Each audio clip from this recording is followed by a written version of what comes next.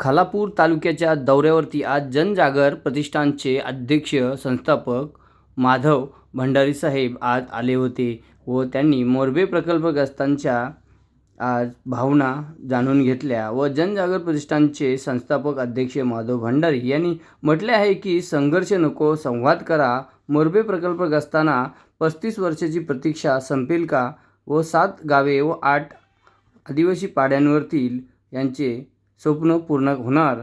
जनजागर प्रतिष्ठानचे संस्थापक प्रत्येक गावात जाणार व सर्व नागरिकांना सोबत संवाद साधणार व गावागावात कमिटी करणार व देवीदास देशमुख व सर्व कमिटी गावदौऱ्यात आज माधव भंडारी सहित ठेवण्यात आलं होतं. सरकारसोबत संघर्ष करून कायदा हातात न घेता आम्ही मोरबे प्रकल्पग्रस्तांना संविधान पद्धतीने लढणार असे मत जनजागर प्रतिष्ठानचे संस्थापक अध्यक्ष माधव भंडारी यांनी आपले मत व्यक्त केले. मोरबे प्रकल्पग्रस्तांना न्याय मिळणारच व यावेळी मोरबे प्रकल्पग्रस्ताचे सरचिटणीस परशुराम मिरकुटे यांनी आपले मत मांडताना भावूक झाले व यावेळी त्यांनी आपले मत सर्व मनातील भावना माधव भंडारी साहेब यांच्यासमोर मांडल्या व त्यांनी सर्व प्रकल्पग्रस्तांना आपण आता काय घाबरू नका, मी सगळ्या पदावरून आता विलुप्त झालेला आहे, मी आता आपल्या प्रकल्पग्रस्तांच्या कामासाठी मोकळा झालो आहे, मी आता फक्त मोरबे धरण प्रकल्पग्रस्तांना न्याय देणार अशी भावना त्यांनी आपली व्यक्त केली.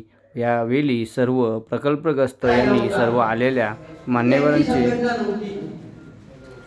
आणि ते म्हणजे प्रकल्पग्रस्त आज महाराष्ट्रात संपूर्ण महाराष्ट्रभर जनजागरण प्रतिष्ठान याचे संस्थापक अध्यक्ष माधवराव भंडारी यांच्या अध्यक्षतेखाली आज महाराष्ट्रातल्या सर्व प्रकल्प बांधवांना येथे संघर्ष नको, संवाद हवा. या प्रकल्पात माझे 69 वर्ष वय झाले. माझ्या तरुण वयापासून संघर्ष करतो, पण आम्हाला संवाद मी इथे दिवा पाटलांना आणून संघर्ष त्याचा धरणाचं काम बंद केला आणि इथे आम्हाला न्याय मिळत नाही. त्यामुळे गेल्या वर्षी आम्ही 8 दिवस उपोषण केलं 24 साली आणि जवळजवळ 2000 माणसांनी नवीन 100 प्रकल्पग्रस्तांच्यावर केसेस झाल्या आणि त्या केसेस झाल्यापासून प्रकल्पग्रस्तांचा आत्मविश्वास ढासळला की आपण 2,000 संख्येने एकत्र येऊन सुद्धा काही होत नाही. हे असेच गप्पा मारतात, थापा मारतात, आपल्याला एकत्र करतात आणि गेली 30 वर्ष फसवतात असा आमच्यावरचा सुद्धा विश्वास काही उडालेला आहे. आणि त्यामुळे आज आम्हाला महाराष्ट्रात आमचा देव माणूस मिळाला आहे. मी इथे मागणी करता नाहीये सर.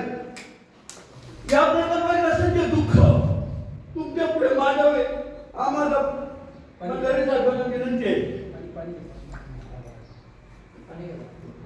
महाराष्ट्रात धरणदासांचे कायदे असे की कायद्यामध्ये जमीन संपादन करताना पुढील 10-20 वर्षात जी काही डेव्हलपमेंट होणार आहे त्याप्रमाणे जमिनीची किंमत आकारली गेली पाहिजे. आणि आमच्या धरणाला मंत्रालयात झालेल्या बैठकीमध्ये 65,000 रुपये एकरी भाव देऊ बोलले आणि आम्हाला फक्त 60% वजावटी करून 14,000 रुपये एकरी जमीन आणि पोट खराबा फक्त 80 रुपये हेक्टर, 200 रुपये हेक्टर आणि 2 रुपये गुंठा असा भाव देऊन आमची पूर्ण फसवणूक शासनाने केली. आणि जर का तुम्ही लेखी मंत्रालयात करून करता एवढा भाव देऊ आणि ते सांगितलं तर गावाच्या IPCL यांना आम्ही 30,000 रुपये भाव दिलाय, त्यांना 100% अनुदान देऊ, त्यामुळे 65,000 भाव मिळेल. आणि नावाच्या IPCL हे 80 साली झाले, मोरबे प्रकल्प 92 साली झाला. 12 वर्षानंतर भाव वाढायला पाहिजे. कमी 30,000 सुद्धा न देता साहेब फक्त 14,000 रुपये भाव दिला. घरांच्या किमतीबद्दल सुद्धा तेच प्रकार झाला की सार्वजनिक बांधकाम खात्याने जी किंमत ठरवली होती त्याच्या 60% वजावटी करून आम्हाला जमिनीची किंमत दिली. मी हे जे बोलत आहे याचे सर्व कागदपत्र माझ्याकडे आहे. साहेब, नोकऱ्याबाबत जमीन घेताना आमच्या गावोगाव पुनर्वसन अधिकाऱ्यांनी बैठक घेतली. ते म्हणते या जमीन लावून काय तुम्हाला मिळणार आहे. आमच्या इथे पाटांना इंडस्ट्री झाली होती. इंडस्ट्रीमध्ये सरकारी नोकऱ्यामध्ये तुमची मुलं लागतील आणि ती मुलं तर लागली तर तुमच्या इथली बेकारी आटेल, इथं सुजलाम सुफलाम का होती. पण साहेब, 88 साली मंजूर झालेला धरण फक्त 70 कोटीला नावाशिवाय आयपीसीएलला घेतला. नावाशिवाय आयपीसीएल मध्ये तो 10 वर्ष धरण तसाच पडून होता आणि नावाशिवाय आयपीसीएल मध्ये आमचा एकही मुलगा कामाला घेतला गेला नाही. हे आज आमची चूक आहे. त्यानंतर तो धरण नावाशिवायची गरज नव्हती आणि 97 साली 70 कोटीचा धरण 383 कोटीचा बजेट वाढवून तो धरण सिडकोला दिला. सिडकोला दिल्यानंतर त्या धरणाला 10 वर्ष सिडको पण होता, पण सिडको सुद्धा आमचा एकही मुलगा कामाला लागला नाही. त्यानंतर सिडको ही पैसे पुरवायची बंद झाली आणि 2009 साली ह्या धरणाची किंमत जवळजवळ 6-7 हजार कोटीची होती. 3 ते 3.5 एकर जमीन, 3 किलोमीटर लांबीचा बांधलेला धरण आणि 15 गावाचा शासनाने केलेला पुनर्वसन, असा 6,000 कोटीचा धरण त्यावेळी फक्त 553 कोटीला नवी मुंबईला विकला गेला. आणि मग ह्या 10-20 वर्षात ज्या काही धरण बांधण्यासाठी प्रयत्न केले शासनाने, परंतु आमच्या लोकांना कुठेही न्याय मिळाला नाही साहेब. आमच्या लोकांची आज सुद्धा त्या पद्धतीने सशवलपट होत आहे. कुणालाही नोकरी नाही, काही लोकांची घरे सुद्धा नावावर नाहीत. घरं नावावर नसल्यामुळे पंतप्रधान आवास योजनेची घरं असत ती मिळत नाही. आमची जमीन गेल्यामुळे इतर शेतकऱ्यांना जसे दर वर्षाला 6,000 रुपये त्यांच्या खात्यात जमा होतात, परंतु आम्ही प्रकल्पग्रस्त शेतकरीच राहिलो नाही. सर्व भूमिहीन झाले म्हणजे 6,000 रुपये ते गेले. परंतु पूर्ण महाराष्ट्रामध्ये 1 लाख रुपये इतपत कर्ज माफ करत असताना आमच्या प्रकल्पग्रस्तांना 4,000 ना 8,000 रुपये घर बांधण्यासाठी कर्ज दिला. त्याच्यासाठी सुद्धा या लोकांनी कोर्टातून नोटीस पाठवून आमचे 4,000 ना 8,000 रुपये वसूल करून घेतले. ही साहेब आम्हाला इथे देतच नाहीये. आज सुद्धा तुम्ही बघितलं तर रायगडला पालकमंत्री नाही. सरकार बसून अनेक वर्ष आमचा इथला आमदार आमच्यासाठी कधी मांडला नाही. आमचं हे दुर्दैव आहे की आज इतकी लोक आलीत ना, यांना बिलकुल खात्री नाहीये. आज आले म्हणजे प्रत्येकाला कळलं की जशी माझ्याला पडलं की देव येणार म्हणून तेवढी तरी आली. अजिबात विश्वास राहिला नाही की 30 वर्ष आम्ही हेच करतो आणि आम्हाला त्यामुळे ह्याच्यात धरण, ह्या धरणाची गोष्ट सांगायची म्हणजे या धरणाला महाराष्ट्रात नाही तर भारतामध्ये राष्ट्रपती द्रौपदी मुर्मू यांच्या हस्ते भारतामध्ये 1 नंबर असणारा पाणी पुरवठ्याचा धरण म्हणून मोठे धरण म्हणून नवी मुंबईच्या शिंदेचा सरकार दिल्ली इथे झाला. म्हणजे आता भारतात 1 नंबर असणारा धरण तिथे द्रौपदी मुर्मू ज्या आदिवासी राष्ट्रपती आहेत आणि आमच्या आदिवासींना भूमिहीन, बेरोजगार आणि उपासमारीत लोटलं गेलं आहे. आज त्याच्याबद्दल बोलत असताना येथे धरणाला कायदा लागू नाही. 1894 प्रमाणे नोटीस दिली. 1894 प्रमाणे नोटीस दिल्यानंतर 90 साली मिळालेली नोटीस आज 2026 पर्यंत आम्हाला काही पर्यायी जमीन द्यायला पाहिजे. 1894 कायद्याप्रमाणे आजपर्यंत निर्णय घेतला नाही. ते बोलतात त्याला लाभक क्षेत्र नसल्यामुळे तुम्हाला निर्णय नाही. नंतर त्यांनी सांगितलं की तुमच्या उपस्थितीत एक देवराज देशमुख, सुभाष देशमुख यांच्या लहानात महसूल मंत्री असताना एक बैठक झाली. त्या बैठकीत देशमुखांनी सांगितलं की यांना जर तुम्ही नवी मुंबई आणि सिडकोसाठी जागा घेतली असेल तर यांना ताबडतोब 12.5% जमीन द्या. आणि साहेब तुमच्या उपस्थितीत झाली बैठक आणि त्यावेळी ते अधिकारी त्याचे उठले की नवी मुंबई आणि यांना द्यायला जमीन नाहीये, आम्ही कुठे देणार. ताबडतोब मी उठलो आणि बोललो आमच्या धरणातली जमीन 3-3.5 एकर गेले. बुडी क्षेत्रात जर 2-2.5 एकर गेले असेल तर उरलेली जमीन जवळ 1000 एकर शिल्लक आहे आणि आम्हाला 12.5% जमीन म्हणजे आम्हाला जवळ 300-400 एकर जमीन असली तरी आपलं भागणार आहे. आणि तेव्हा आदेश दिला, तेव्हा मुंबई महानगरपालिकेची खानापूरच्या मोजणी ऑफिसला पैसे सुद्धा 10-20 लाख रुपये भरले.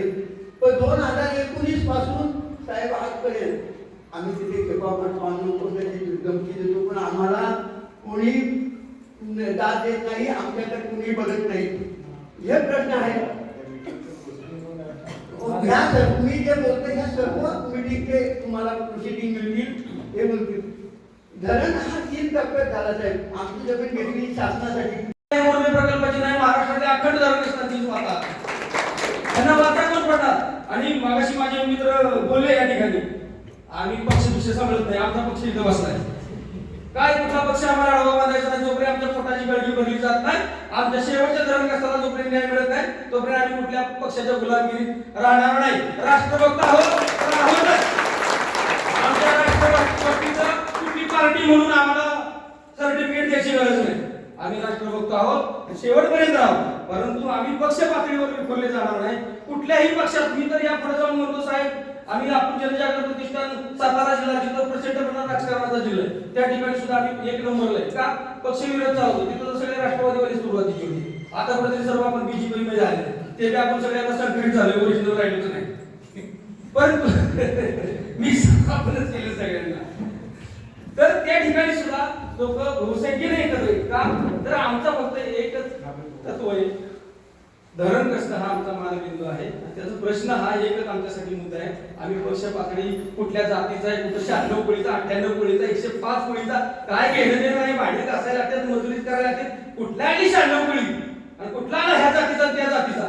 जनजागर प्रतिष्ठानमध्ये जाती धर्माला कारण नाही, सर्वांनी लक्षात ठेवा. आणि हा जाती धर्म सगळ्यात जास्त आहे. तर मोर्बे प्रकल्पामध्ये हा जाती धर्म आपल्याला टिकवायचा नाही, या संपुष्टात आणायचा असला तरी तो तुमच्या सर्वांचं काम आहे. मी तुमच्या सर्वांचा भाऊ बंधू, कुणाचा लहान मुलासारखा आहे. कुणाला काय वाटलं अडचणीत माझा नंबर आहे, मला कधीही रात्रीच्या 12ला कॉन्टॅक्ट करा, 1ला करा, तुमच्यासाठी दावत मिळते. धर्म पंथ हे सगळं बाजूला ठेवायचं आणि सगळे जोडे बाहेर राजकीय काढायचे. मगच जनजागृती प्रतिष्ठानच्या पवित्र मंदिरामध्ये सर्वांना प्रवेश आहे. येणाऱ्या काळामध्ये मी गावोगाव येणार तुमच्यावर सगळीकडे. साहेब परिस्थिती आताची अशी आहे की तसेच हे ते आपण तर माझ्या लेवलला आपण गेले 5-7 वर्ष गेल्या 2-3 वर्षात महाविकास आघाडीचं सरकार असताना सुद्धा एकही मिटिंग आपण घेतली नाही. तरी सुद्धा आपल्या सातारा जिल्ह्यातले कुठले प्रश्न राहिले, हे जे तुमचे भूखंडाचे विषय आमच्यासाठी हातांबळ आहे. तुम्हाला साहेबांना जायची गरज नाही. काय तुम्ही भूखंड काय ह्या भूखंड त्याच्या नावावर, त्याचा भूखंड त्याच्या नावावर, सोपं गणित आहे. त्याला काय फार काय करावं लागत नाही. फक्त इथे अधिकारी तुम्हाला मनाव घेत नाही, तुम्हाला सिरियस घेत नाही हा प्रकार. आणि तुम्हाला जो प्रश्न मांडायचा आहे तो मांडण्याची तुमच्याकडं ती टॅक्ट किंवा टेक्निक नाही. तुमचं म्हणणं सगळं पुटतिडकीनं बरोबर आहे, परंतु तो शासकीय पातळीवर कसा मांडावा यासाठी लागणारं कौशल्य हे आमच्या रूपाने जनजागृती प्रतिष्ठानच्या मार्गदर्शनाखाली आपल्याला मिळेल. साहेब सगळ्यात महत्त्वाचा मुद्दा आहे.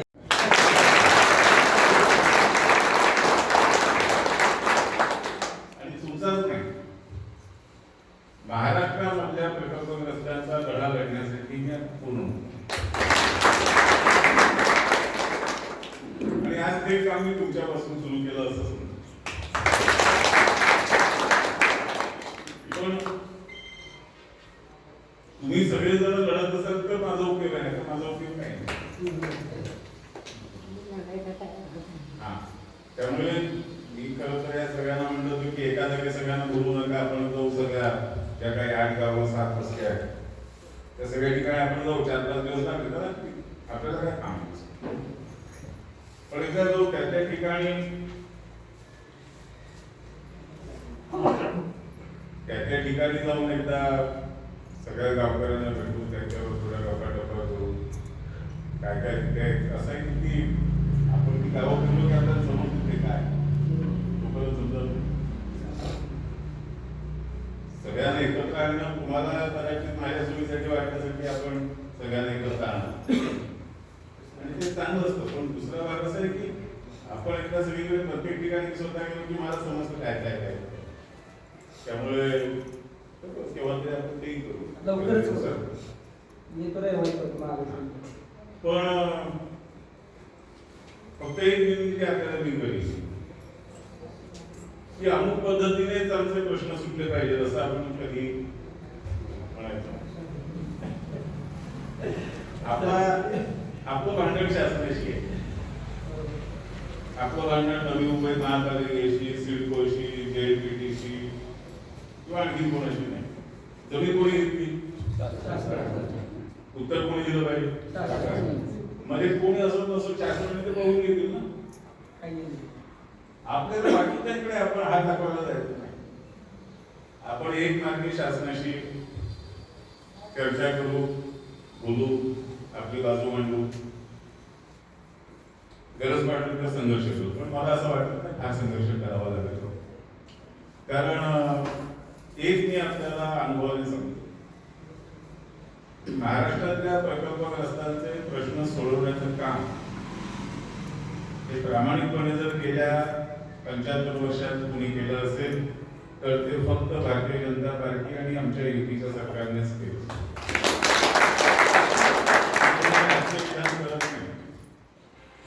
मी वस्तुस्थिती सांगतो की कोयनेच्या संकलन यादी मधल्या काळात का नाही केली कोणी?